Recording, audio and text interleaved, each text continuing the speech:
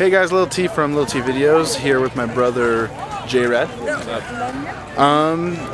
Usually this channel's for my gaming videos, but today the New Orleans Saints came down to Oxnard, California, and me and my brother came down. We wanted to watch and get some video.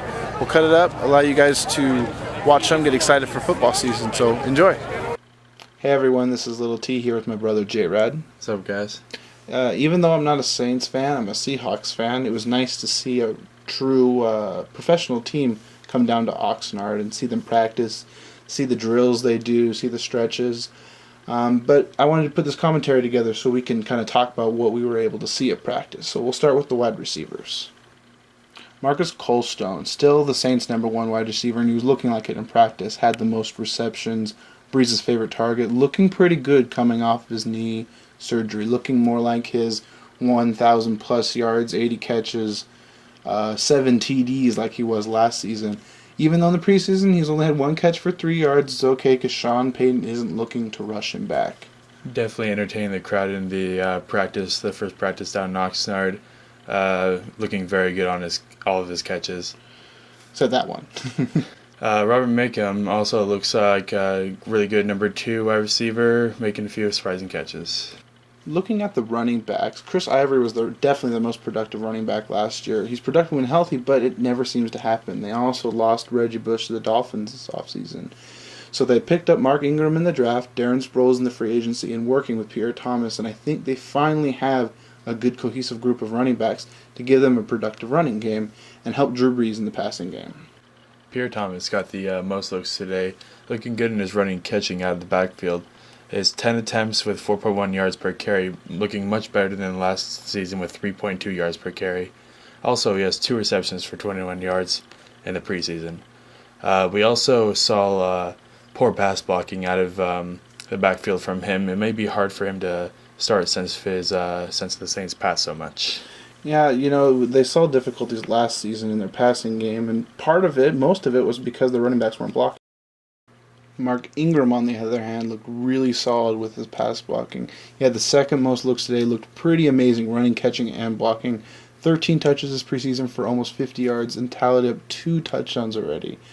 The rookie from Alabama signed the first run. He's looking pretty good. Did you see that 14-yard run against the 49ers? Oh, yeah, it was crazy. Darren Sproles, what a surprise today. 1-2-3 punch. Between 3, great stuff will happen. Only 4 touches so far, but 25 yards, 6.3 yards per carry. Probably looked as a screen back, but has a wonderful chip and blocking scheme, also elusive. Yeah, and I want to emphasize he gets 6.3 yards per carry. That means when he goes in, he doesn't go in very often, but when he goes in, he gets a lot of stuff done. And like Jared said, he has that blocking chip that he's always had, just like you saw right there. The Saints defense struggled last week against Houston, allowing Schwab to go for 75%. The rushing D looked terrible, allowing over 200 yards and 6.1 yards per rushing play. They cannot do that when the season starts because they're just going to allow teams to run all over them.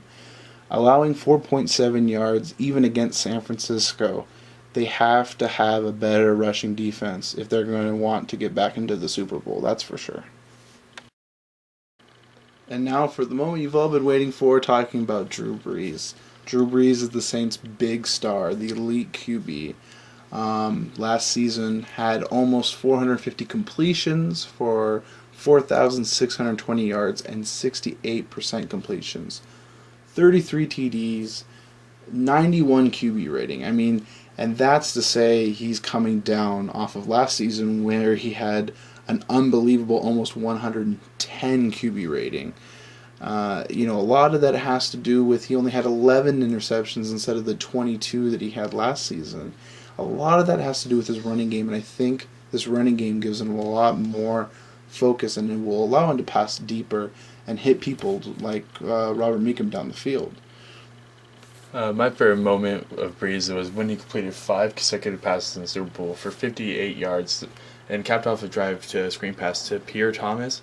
It went 16 yards to the end zone to give them a 13-10 lead in the Super Bowl. And that's what I'm talking about. I think once they get that more consecutive running game, it'll allow Drew Brees to open up again and not get picked off as much.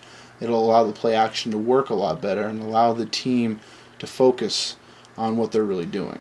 So, Jared, I'm just the Seahawks fan. You're the Saints fan. What are your thoughts on the Saints this year? Even though the Saints did lose last year to the Seahawks, 41-36 in the wild card playoff, I have big hopes, as for every year I do for the Saints, since I am a big Saints fan. Everything's looking a lot better. The running backs, I'm excited to see Mark Ingram and this new running back format. Also, I have big hopes. Hopefully, Chris Ivory can come out of injury, just put that 4 running back punches and just continuously run the ball, and just hopefully open the pass game up for Drew Brees. I think it will. I think it'll help them win back the division over the Atlanta Falcons. If that didn't happen, they wouldn't have had to go into Seattle and play the Seahawks like they did last year. Who do you think is going to be the running back at the start of the season? Is it going to be Ingram or is it going to be Thomas? Well, honestly, I think it might even be Sproles. He's a little scrappy guy, even though he comes off the bench, he might just be the number one guy they're looking for. Maybe Ingram, he's just a rookie. He might need a little more experience, but Thomas might be teaching him also how to be running his style of, plays that they always do. And if Chris Ivory does get healthy, will he be a big impact on the team? Definitely.